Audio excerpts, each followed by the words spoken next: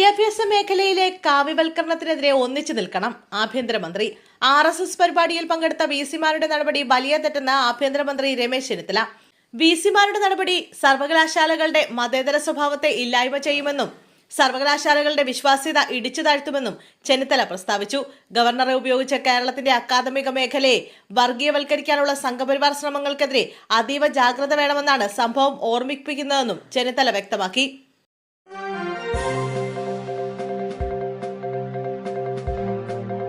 ആരോഗ്യവകുപ്പിലെ വീഴ്ചകളുമായി ബന്ധപ്പെട്ട വിവാദങ്ങളിൽ കടുത്ത ഭാഷയിൽ പ്രതികരിച്ച ആരോഗ്യമന്ത്രി കെ മുരളീധരൻ. നിപ്പ പ്രതിരോധവുമായി ബന്ധപ്പെട്ട് കഴിഞ്ഞ കുറച്ചു ദിവസങ്ങളായി ഉയർന്നുവന്ന വിവാദങ്ങൾക്കും ആക്ഷേപങ്ങൾക്കും മറുപടി നൽകിയ മന്ത്രി വകുപ്പിലെ ഉദ്യോഗസ്ഥർക്കെതിരെയും വിമർശനം ഒഴിച്ചുവിട്ടു. നിപ്പ സ്ഥിരീകരിച്ച രോഗിക്ക് മരുന്നില്ലെന്ന ആക്ഷേപം അടിസ്ഥാനരഹിതമാണെന്നും ആശുപത്രിയിൽ പ്രവേശിപ്പിച്ച ദിവസം തന്നെ റീബാവറിൻ മരുന്ന് നൽകിയിരുന്നുവെന്നും അദ്ദേഹം വ്യക്തമാക്കി. ഇന്ത്യയിൽ തന്നെ ലഭ്യമല്ലാതിരുന്ന റെംഡിസിവിർ മരുന്ന് എത്തിക്കാൻ കൃത്യമായ നടപടികളാണ് സ്വീകരിച്ചത്. ഒടുവിൽ ഇന്നലെ രാത്രി എത്തിക്കുകയും ആദ്യ ഡോസ് നൽകുകയും ചെയ്തുവെന്നും മന്ത്രി വ്യക്തമാക്കി.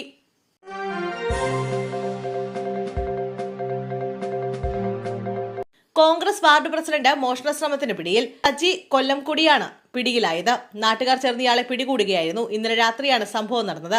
അടുത്ത വീട്ടിൽ ആളില്ലാത്ത സമയത്താണ് ഇയാൾ മോഷണത്തിനെത്തിയത്. വീട്ടിലെ കായുധങ്ങളുമായി ഇയാൾ മതിൽ ചാടി എത്തുകയായിരുന്നു. സജി മതിൽ ചാടുന്നത് കണ്ട അയൽവാസി വിവരം വീട്ടുകാരെ അറിയിച്ചു. പിന്നീട് നാട്ടുകാർ നടത്തിയ തെരച്ചിൽ വീടിന്റെ ടെറസിൽ നിന്ന് ഇയാളെ പിടികൂടുകയായിരുന്നു. തുടർന്ന് നാട്ടുകാർ ഇയാളെ കാലടി പോലീസിനെ കൈമാറുകയായിരുന്നു. സജിക്കെതിരെ മോഷണ ശ്രമത്തിന് കേസെടുത്തു.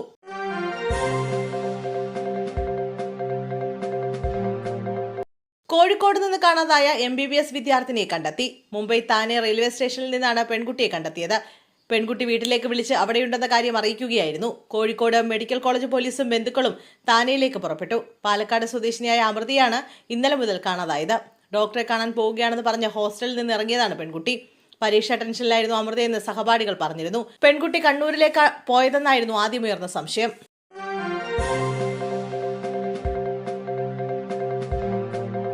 വിവാദങ്ങൾ തുടർച്ചയാവുന്നതിനിടെ പത്മകുമാർ CPIMന് പുറത്തേക്ക്. നാളെ ചേരുന്ന ജില്ലാ കമ്മിറ്റി യോഗം സംഘടനാ നടപടിയിൽ തീരുമാനമെടുക്കും. ശബരിമല സ്വർണ്ണക്കൊള്ളക്കേസിൽ പ്രതി ചേർക്കപ്പെട്ട പത്മകുമാറിനെ പുറത്താക്കണമെന്ന ജില്ലാ കമ്മിറ്റി തീരുമാനം നടപ്പിലാക്കാനാണ് സംസ്ഥാന നേതൃത്വത്തിന്റെ തീരുമാനം. പത്മകുമാർ ജില്ലാ കമ്മിറ്റി അംഗമായതിനാൽ തീരുമാനം നടപ്പിലാക്കാൻ സംസ്ഥാന നേതൃത്വത്തിന്റെ അംഗീകാരം വേണം. മുതിർന്ന നേതാക്കളായ തോമസ് ഐസക്, VN വാസവൻ എന്നിവർ സംസ്ഥാന സെന്ററിനെ പ്രതിനിധീകരിച്ച് നാളത്തെ ജില്ലാ കമ്മിറ്റി യോഗത്തിൽ പങ്കെടുക്കും. തിരുവിതാംകൂർ ദേവസ്വം ബോർഡ് മുൻ പ്രസിഡന്റായിരുന്നു പത്മകുമാർ.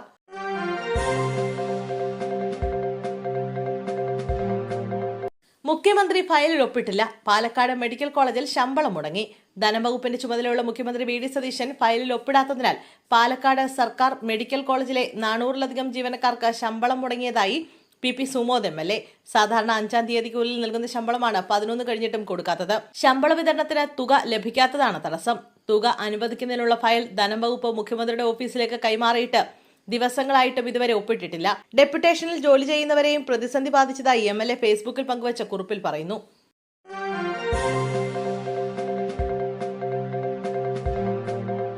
കൊട്ടാരക്കര KSRTC ഡിപ്പോയിലെ ഡ്രൈവർ തൂങ്ങി മരിച്ച നിലയിൽ. കുണ്ടറ കുഴിയം സ്വദേശിയായ ബാബുവാണ് മരിച്ചത്. KSRTC ഗാരേജിന് സമീപത്തെ ഷോപ്പിംഗ് കോംപ്ലക്സിന്റെ മുകൾ നിലയിലെ ഓഫീസ് വരാന്തയിലാണ് ബാബുവിനെ തൂങ്ങി മരിച്ച നിലയിൽ കണ്ടെത്തിയത്. മൃതദേഹം ഇൻക്വസ്റ്റ് നടപടികൾക്ക് ശേഷം ആശുപത്രിയിലേക്ക് മാറ്റി. 2025 ഫെബ്രുവരിയിൽ കോൺഗ്രസ് അനുകൂല സംഘടനയുടെ സമരത്തിൽ പങ്കെടുത്തതിനെ തുടർന്ന് ബാബു ഉൾപ്പെടെ 4 ജീവനക്കാരെ സസ്പെൻഡ് ചെയ്തിരുന്നു. ഇതിനെ തുടർന്ന് ദീർഘകാലം ജോലിയിൽ നിന്ന് വിട്ടുനിൽക്കേണ്ടി വന്ന ബാബു കഴിഞ്ഞ മാർച്ചിലാണ് വീണ്ടും സർവീസിൽ തിരിച്ചെത്തിയത്.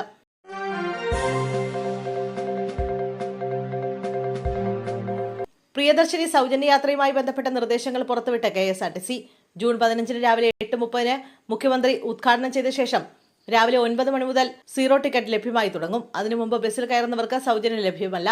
സ്ത്രീകൾക്ക് സൗജന്യമുള്ള ഓർഡിനറി ബസ്സുകൾ തിരിച്ചറിയുവാൻ പ്രിയദർശിനി സ്റ്റിക്കർ പതിച്ചിട്ടുണ്ടാകുമെന്നും അറിയിപ്പുണ്ട്. KSRTCയുടെ ഔദ്യോഗിക വെബ്സൈറ്റിൽ ഇത് സംബന്ധിച്ച വിവരങ്ങൾ പങ്കുവച്ചിട്ടുണ്ട്.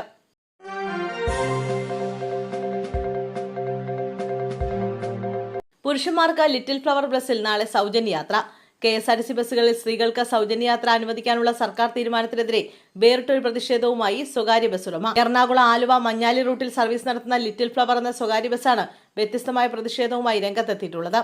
ജൂൺ 15 മുതൽ KSRTCയിൽ സ്ത്രീകൾക്ക് സൗജന്യ യാത്ര ആരംഭിക്കുമെന്നാണ് സർക്കാരിന്റെ പ്രഖ്യാപനം. അന്നേ ദിവസം ലിറ്റിൽ ഫ്ലവർ ബസ്സിൽ പുരുഷന്മാർക്ക് ടിക്കറ്റ് നിരക്ക് ഈടാക്കില്ലെന്ന് ബസ് ഉടമ വട്ടപ്പറമ്പ് സ്വദേശി ഡേവിസ് വ്യക്തമാക്കി. രാവിലെ 6:30 മുതൽ രാത്രി 8 വരെയുള്ള ട്രിപ്പുകളിലെല്ലാം ലിറ്റിൽ ഫ്ലവറിൽ പുരുഷന്മാർക്ക് സൗജന്യമായി യാത്ര ചെയ്യാം.